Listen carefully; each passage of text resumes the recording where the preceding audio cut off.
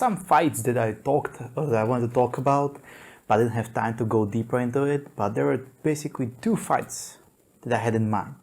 First was Devonta Smith versus Ludovic Klein, and why this fight was a little intriguing. The intriguing part was that both fighters are in the beginning of their contract in the UFC, and both lost some fights and both win some fights. So I thought it was one of those fights like, hey, they will have to put everything on the line in order to secure the spot on the UFC roster, otherwise they'll be cut.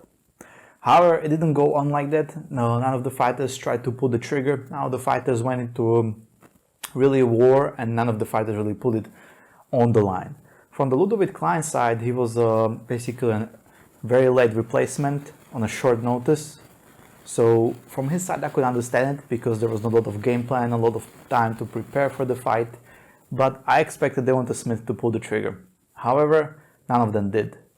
Ludovic Klein, however, is this weird fighter. I don't know what I should make out of him, because he's a skilled boxer. And if you watch some of his fights before he was signed by the UFC, he had some explosive power. And that left hand, I mean, he's a southpaw boxer, and that left hand holds some serious power for his weight division.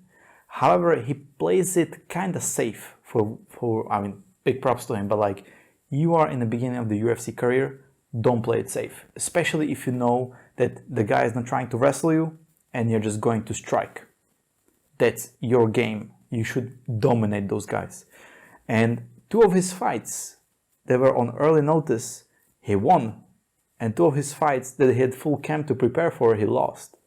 So this kind of sends a message that something might not be very good in his camp, might not be surrounded by the proper coaches, maybe they're leading him the wrong way, because we've seen in his amateur career what he can do. And I think he's just holding on to that power, and he's not trying to really unleash it.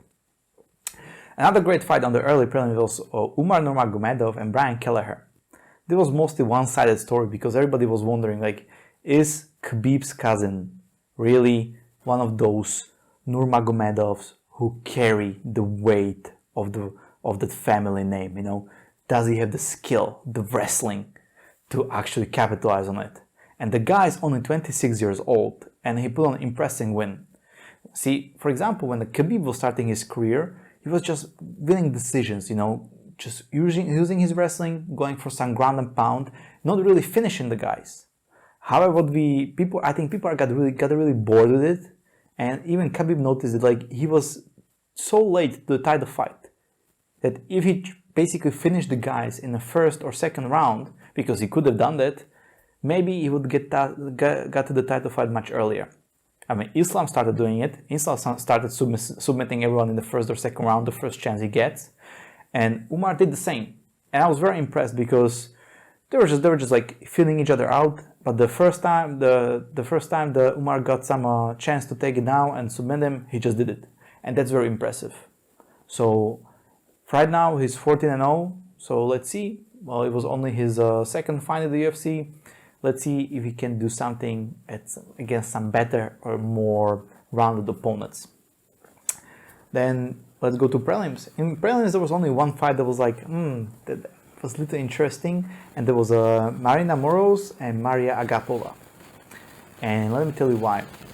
Maryna Moroz is from Ukraine, and if you guys slept under the rock for the last several days, Ukraine is basically being invaded by Russia. Now imagine, you're going through a fight week, and your entire country is being invaded and torn to pieces.